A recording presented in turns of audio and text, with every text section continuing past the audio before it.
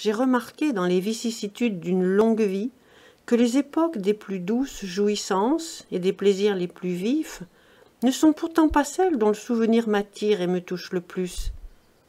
Ces courts moments de délire et de passion, quelque vifs qu'ils puissent être, ne sont cependant, et par leur vivacité même, que des points bien clairsemés dans la ligne de la vie. Ils sont trop rares et trop rapides pour constituer un état. Et le bonheur que mon cœur regrette n'est point composé d'instants fugitifs, mais un état simple et permanent qui n'a rien de vif en lui-même, mais dont la durée accroît le charme, au point d'y trouver enfin la suprême félicité. Tout est dans un flux continuel sur la terre. Rien n'y garde une forme constante et arrêtée, et nos affections qui s'attachent aux choses extérieures passent et changent nécessairement comme elles. Toujours en avant ou en arrière de nous, elles rappellent le passé qui n'est plus, ou préviennent l'avenir qui souvent ne doit point être. Il n'y a rien là de solide à quoi le cœur se puisse attacher. Aussi n'a-t-on guère ici-bas que du plaisir qui passe. Pour le bonheur qui dure, je doute qu'il y soit connu. À peine est-il dans nos plus vives jouissances un instant où le cœur puisse véritablement nous dire « Je voudrais que cet instant durât toujours ». Et comment peut-on appeler bonheur un état fugitif qui nous laisse encore le cœur inquiet et vide, qui nous fait regretter quelque chose avant ou désirer encore quelque chose après?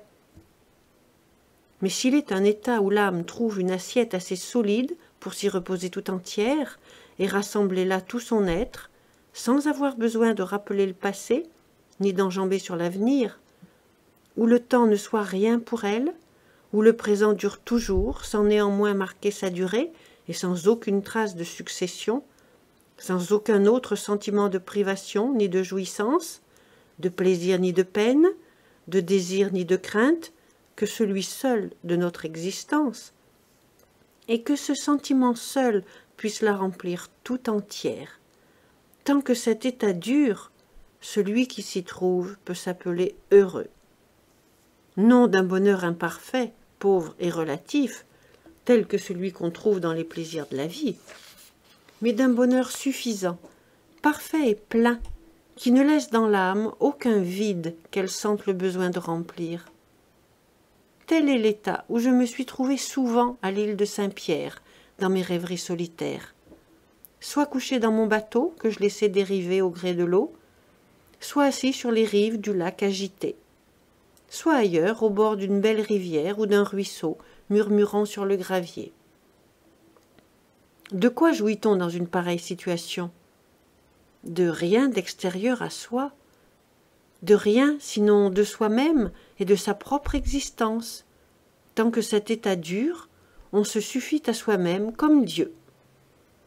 Le sentiment de l'existence, dépouillé de toute autre affection, est par lui-même un sentiment précieux de contentement et de paix, qui suffirait seul pour rendre cette existence chère et douce, à qui saurait écarter de soi toutes les impressions sensuelles et terrestres, qui viennent sans cesse nous en distraire et en troubler ici-bas la douceur. Mais la plupart des hommes, agités de passions continuelles, connaissent peu cet état, et, ne l'ayant goûté qu'imparfaitement durant peu d'instants, n'en conservent qu'une idée obscure et confuse qui ne leur en fait pas sentir le charme.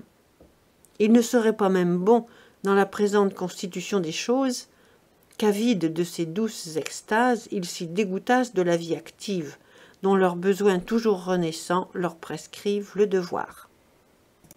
Mais un infortuné qu'on a retranché de la société humaine, et qui ne peut plus rien faire ici-bas d'utile et de bon pour autrui ni pour soi, peut trouver dans cet état à toutes les félicités humaines des dédommagements que la fortune et les hommes ne lui sauraient ôter. Il est vrai que ces dédommagements ne peuvent être sentis par toutes les âmes, ni dans toutes les situations. Il faut que le cœur soit en paix, et qu'aucune passion n'en vienne troubler le calme. Il y faut des dispositions de la part de celui qui les éprouve. Il en faut dans le concours des objets environnants. Il n'y faut ni un repos absolu, ni trop d'agitation, mais un mouvement uniforme et modéré, qui n'est ni secousse ni intervalle. Sans mouvement, la vie n'est qu'une léthargie. Si le mouvement est inégal ou trop fort, il réveille, en nous rappelant aux objets environnants. Il détruit le charme de la rêverie et nous arrache d'au-dedans de nous pour nous remettre à l'instant sous le joug de la fortune et des hommes et nous rendre au sentiment de nos malheurs.